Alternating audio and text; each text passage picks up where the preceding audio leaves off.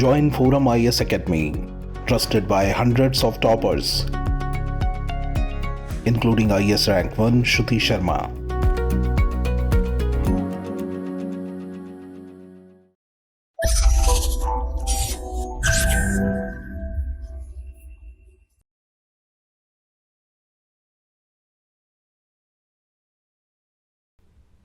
Hello and welcome to ForumIAS. Today we are going to see the following articles. Their relevance for prelims and mains examination are given here, especially with the prelims coming closer to us. All these articles we will focus more from prelims perspective. There might be one or two points for mains perspective, but predominantly we will discuss from a prelims point of view. And at the end of discussion of all these 5 articles, we'll also discuss few prelims questions. Alright, without much further ado, let us move on to the first article of the day. It is about governor's delay in giving assent to bills passed by state legislature. So this has happened in Telangana. So important bills which were passed by both the houses of the state legislature, these bills were not given clearance by the governor. So first we need to know what will happen when a bill is presented to the governor. Okay, and then we will come back to these articles. So if a bill is presented to the governor can either give assent to the bill, and once assent is given, the bill will become an act, and the governor does not give assent to the bill. So second possibility is this: if the governor refuses to give assent to the bill dies there only. It does not become an act. Another possibility is the governor can refer the bill back to the, if the state legislature has 2 houses, the governor will send the bill back to the houses, or if there is only one house, the governor will send back the bill to that house for reconsideration. So in this case, the governor has suspensive veto. What does suspensive veto mean? Suspensive veto means that if the governor is sending a bill for reconsideration, again if the legislature passes it and presents it to the governor, then governor has to give assent, and the governor cannot refuse assent for such a bill. But this kind of suspensive veto, it is not available in case of money bills. Alright, and another possibility that can happen in this case is that the governor can reserve the bill for President's consideration. So we'll see separately when the governor can reserve the bill for President's consideration. So basically what happens here is, when the governor reserves the bill for President's consideration, the governor doesn't have any role on the bill further to that. Once it goes to the president, once it goes from the governor to the president, now the president will directly deal with the bill. Governor will have no role with respect to this bill. This is one important thing to know. And under what conditions governor can reserve the bill for consideration of president? Another important thing to note here is, when the governor is reserving the bill for consideration of the president, then he acts as per his discretion. Especially when such a bill endangers the position of the High Court, then reservation of such a bill is mandatory from the part of the governor. Other than this condition, what are all the other conditions available in this regard? If that bill is against the provisions of the Constitution, if that bill is opposed to directive principles of state policy, if that bill is against the larger interest of the country, or if that bill is of grave national importance, and if that bill is dealing with compulsory acquisition of property under Article 31A. This especially deals with acquisition of agricultural estates. So it especially deals with this. Alright, so under these conditions, the governor will reserve the bill for the assent of the president, and after the reservation of such a bill to president, the governor's role ends, and this kind of reservation is as per the discretion of the governor. But under these three conditions, that is, either he can give assent or he can withhold assent or he can send back the bill for reconsideration. In these three cases, the governor will act as per the advice of Council of Ministers. Advice of Council of Ministers headed by the Chief Minister. So this is the static part related to the article. Now we have to see the article numbers also, because from prelims 2018 there has been this trend. Even so, in 2017 they had started asking article numbers. So in this particular case, Telangana government has invoked Article 32. So they are saying that because the governor is not giving assent to the bills, there is a constitutional impasse, or to put it in simpler terms, it is a deadlock. Okay, so Telangana government is using this Article 32, and this Article 32 is also related to one more thing. What is it? Once this article is invoked, the court can issue writ. But there has already been a discussion on writs in our ForumIAS Hindu Daily program itself. So I request you to go back and see for the explanation of writs. But for the purposes of this article, we will see about Article 200. In Article 200, it is said that governor could assent or could withhold assent, in which case the bill should be returned together with a message requesting that the houses reconsider the bill for any specified provision, the whole bill or any specified provision. So this we already saw, right? In the other slide we saw what will happen if a bill is presented to the governor, and this is covered under Article 200. Okay, so that is quoted in this news article.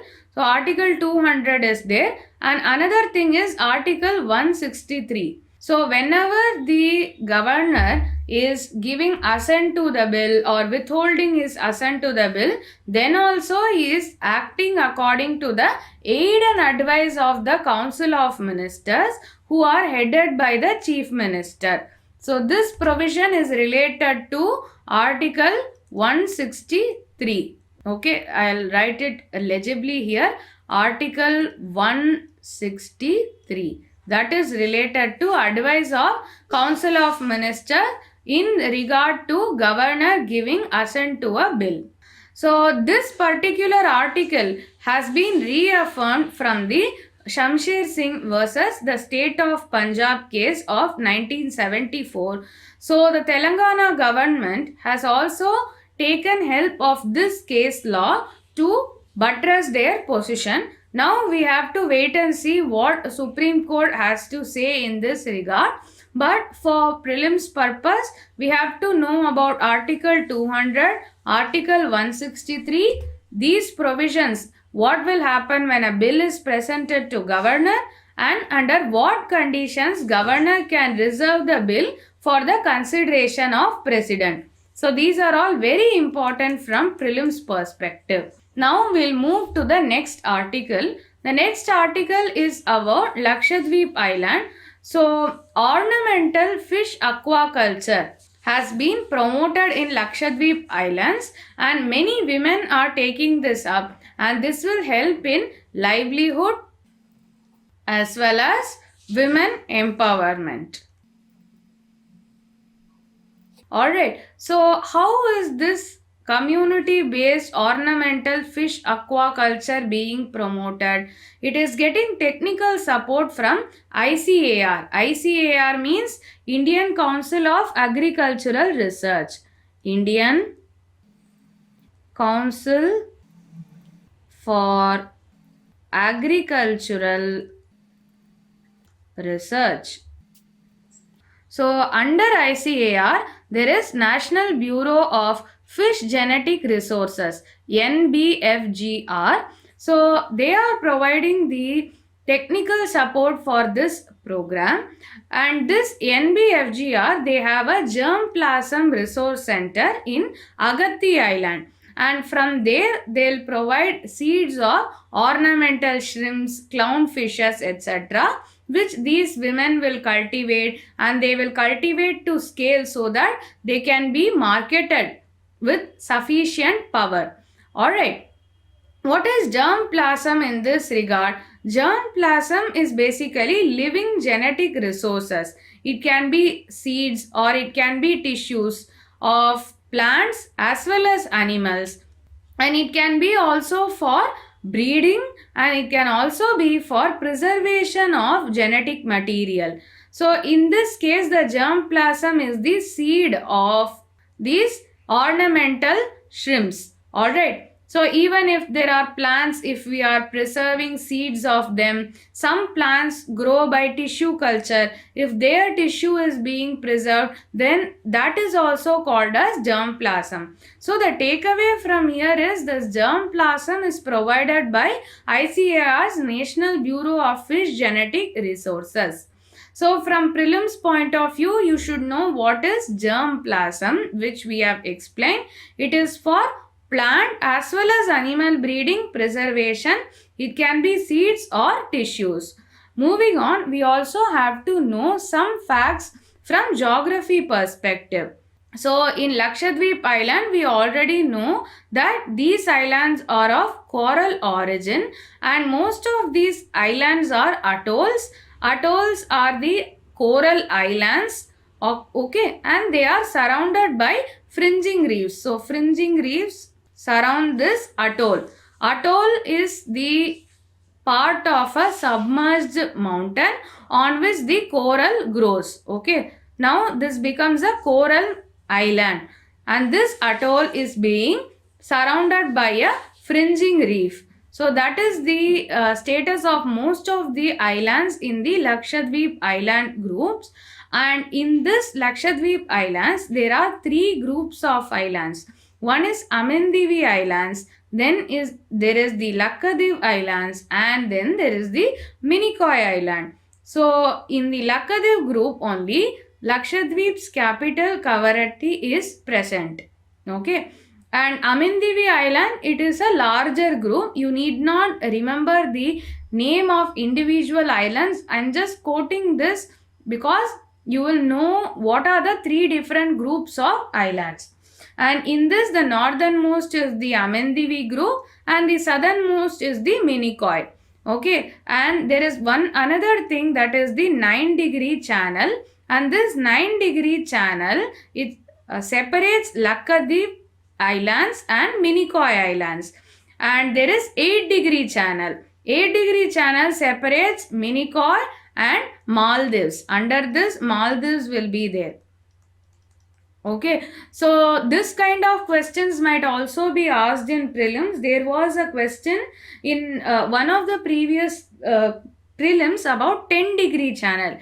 10-degree channel was asked, but this 10-degree channel is associated with Andaman and Nicobar Islands. Right. Now, 9-degree channel and 8-degree channel, they are associated with Lakshadweep group of islands. So these are all the facts you need to know from prelims perspective. Now we'll move on to the next article. The next article is about human capital formation. There has been questions in prelims as well as mains in the past about this human capital. So kindly pay very good attention to this article. Why this is in news? It is because recently a World Bank study was published, and the title of the study is Collapse and Recovery: How COVID Eroded Human Capital and What to Do About It. So this article is written by the South Asia Vice President of World Bank, and what he is talking about majorly is what is human capital, what is the potential of human capital in South Asia in general, what are the impediments in this regard, and what needs to be done. All of these are covered in this particular article. Okay, first we need to have clarity on what is human capital. So human capital is used by social scientists. What do they call as human capital are personal attributes which are useful in the production process. It can be knowledge, skills, know-how, good health, education. This all goes into the production process. When a person possesses these kinds of attributes, they are useful for the production process. If it is secondary production, that is in industries, we more concentrate on skills. We more concentrate on skills and health. If it is a tertiary production, that is in service sector, we are more concerned about good education, know-how, etc. Right? So any kind of production, we need human capital, and human capital has these attributes. And this human capital also has impact on individual earnings. How good are these attributes that are present in you, that will determine your earnings. If someone has good knowledge, skills, know-how, good health as well as education, they'll earn more. Obviously, if they don't possess the skills, they'll become unskilled or semi-skilled laborers, then their earning will be impacted. So a person's development itself is very much contingent on this human capital. Such is the importance of human capital, and this human capital is important at individual level. It is also important at a global level, at a national level, and also at a regional level. So this article talks about regional level, especially South Asia as a region. So human capital in South Asia, we know that South Asia is the most populous region of the world, and South Asia includes India, Pakistan, Bangladesh, Nepal, Bhutan. So these are all the countries in South Asia, and a common overarching term is used most of the cases in global reports, that is South Asia. So what is the competitive advantage of South Asia is that nearly half of South Asia's population is under the age of 24, and until 2030 every month 1 million people are entering the workforce, which means every month 10 lakh people are entering the workforce. And the region has very high demographic dividend which needs to be reaped. But at the same time, there are problems with such abundant human capital. The problem with South Asia is the numbers. In regards to numbers, we have abundancy. But what about the quality? So if we see, South Asia is home to 1/3 of world's stunted children. Stunted children are less height for their age and weight. So 1/3 of all the stunted children in the world are there in South Asia. And if a child is born today and by the age of 18, it is expected that they'll attain only 48% of their full productive potential because of lacunae in various factors like health, education, etc. So a child born today would not reach the fullest potential upon attaining full age. So that is also a concern with respect to human capital in South Asia. Quantity is good, but what about the quality? That is the biggest question mark. If we are to improve quantity as well as the quality of South Asia's human capital, then the regional GDP per worker could double. Such is the potential of human capital.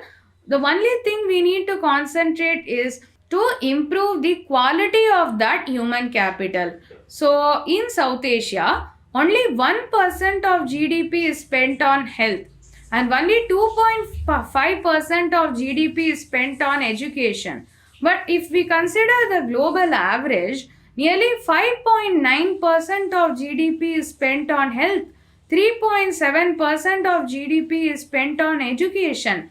So, rest of the world, which doesn't have as much human capital as South Asia has, they are spending lot more on developing that human capital.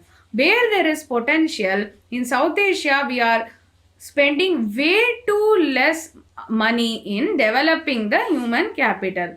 Further, if we consider the COVID-19 pandemic, it pushed nearly 35 million people across the subcontinent into extreme poverty. Not only in terms of economic poverty, there is also learning poverty. What is learning poverty? Inability to read and understand a simple text by age of 10. And also this learning poverty has been exacerbated by various other factors, like in rest of the world schools remain closed only for 141 days for offline learning, but in the subcontinent on an average schools were closed for 225 days. And add on to this, there has been ineffective remote instruction because the digital accessibility is not that developed.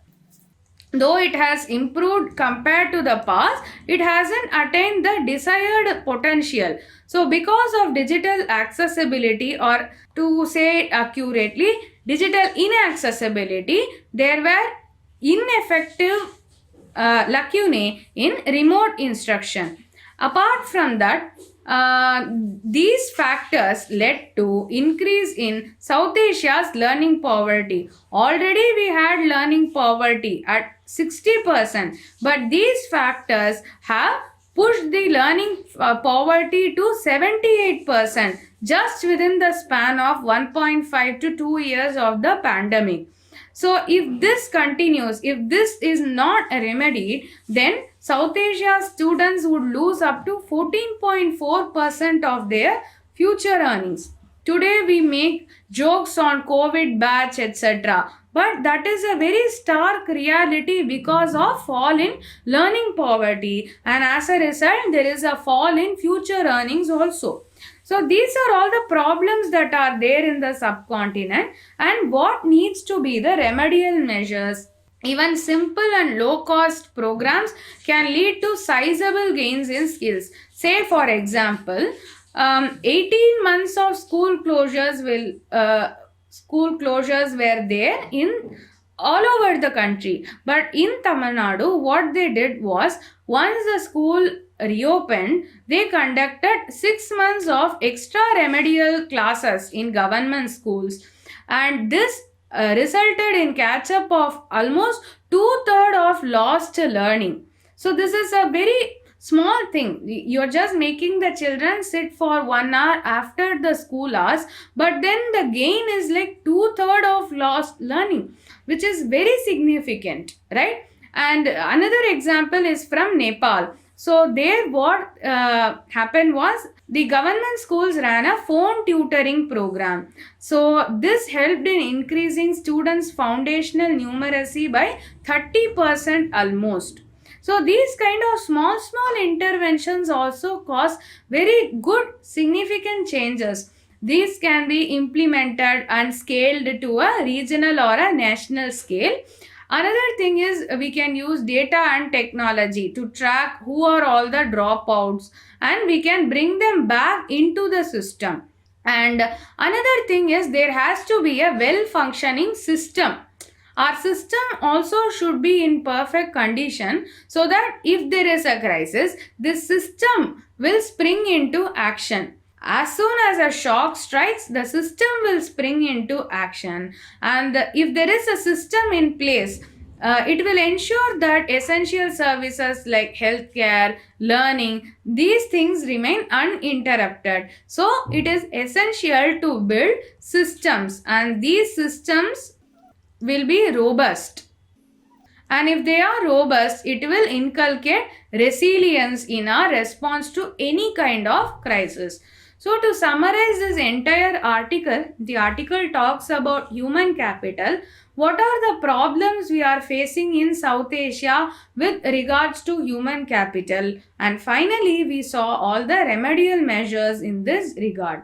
Okay, now moving on to the next article, India-Italy elevate ties sign MOU on defense cooperation. So this is in the context of Italian PM Giorgia Meloni's visit to India. So what were the result of her visit to India? So the bilateral partnership has been elevated to the level of strategic partnership. And another thing is there was a MOU signed in defense cooperation. There is a startup bridge that is established between India and Italy, and both the countries have decided to organize joint military exercises and training courses, and Italy had decided to join the Indo-Pacific Oceans Initiative. I'll talk about it in the next slide. And there also has been a declaration of intent on migration and mobility. So this is also related to human capital, which we discussed in the previous article. Now coming back to this article, we have to see what is IPOI.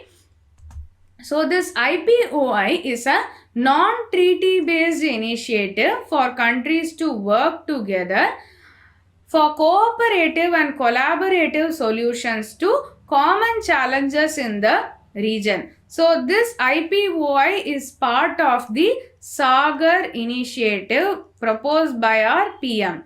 Sagar is security and growth for all in the region. So it is a part of the Sagar initiative, SAGAR. So this is especially related to the Indo-Pacific region. Okay, this IPOI is a non-treaty based initiative. It is an open initiative. It is not restrictive in nature, and the members will collaborate on these 7 pillars, that is maritime security, maritime ecology, maritime resources.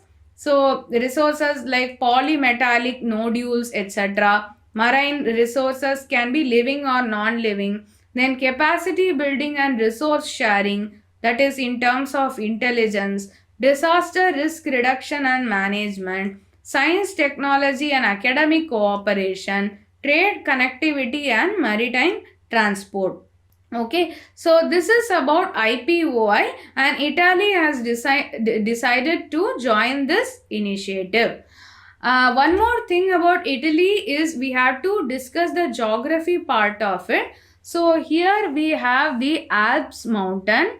So here we have the Alps mountain, which is a fold mountain, and then we have the Apennines mountain range. This is also a fold mountain. Then we have Po river here, Po river, and there are volcanoes in this Italy region. This is because there is plate boundary at the Mediterranean Sea. Okay, so here we have the Mediterranean Sea. So this is a plate boundary. So there is a lot of volcanic activity, and among that some important volcanoes are Mount Stromboli. Here we have Stromboli. Then we have Mount Vesuvius. Then Mount Etna. These have been asked in past prelims also. Then we have Tyrrhenian Sea and then Adriatic Sea. So these are all important map points with respect to Italy. Moving on to the last article of the day, it is about GDP growth. So why this is in news is because NSO, that is National Statistical Organization, National Statistical Organization. So they have revised the GDP growth data for last 3 fiscal years, and they have also released the second advance estimate for GDP for 2022 to 2023.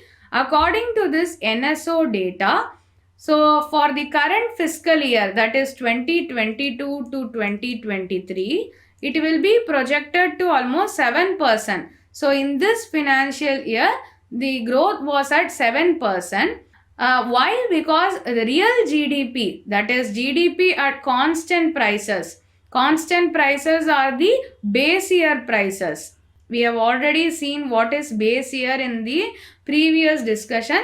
So base year prices, that is, we are removing the effect of inflation when we are talking about real GDP. So this real GDP is estimated at 159.71 lakh crore against last financial year's GDP, that is 149.26 lakh crore. So with regards to 2021 to 2022, the growth rate has been revised from 8.7% to 9.1%. It has been revised by 40 basis points, that is 0.4%. So 1 basis point, 10 basis point is equal to 0.1%. So this has been revised by 40 basis points. So this has gone up by 0.4%. Okay. And for 2020 to 2021, the GDP change was initially minus 0.66. Now it has been revised to minus 5.8. In this way, we can see that the GDP growth may cross even 7% in this fiscal year. Our Chief Economic Advisor, he is also taking cue from the NSO's latest data, especially the second advance estimates, to talk about the growth for the current fiscal year. Okay, from prelims perspective, we have to see what is NSO.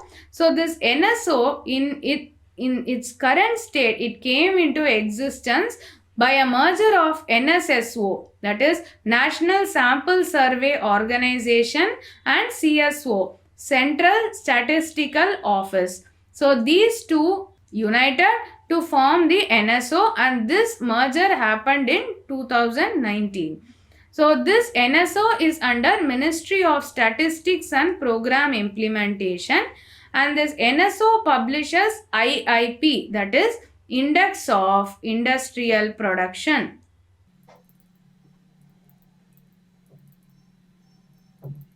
It is published monthly. Then they publish ASI, that is the Annual Survey of Industries.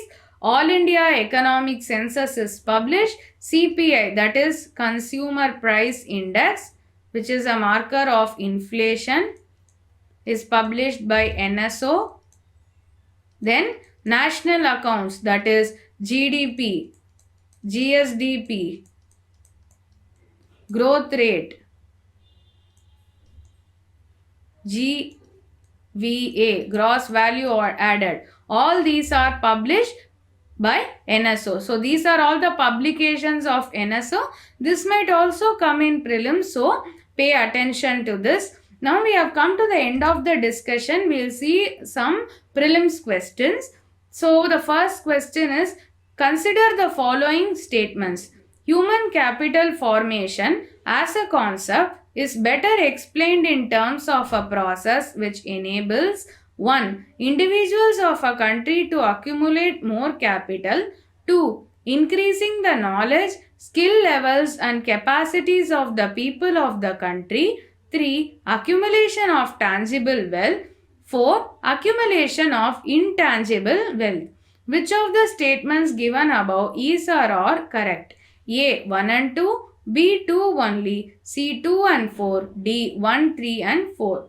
So in this, we already saw human capital is about knowledge, skill levels, capacities of the people.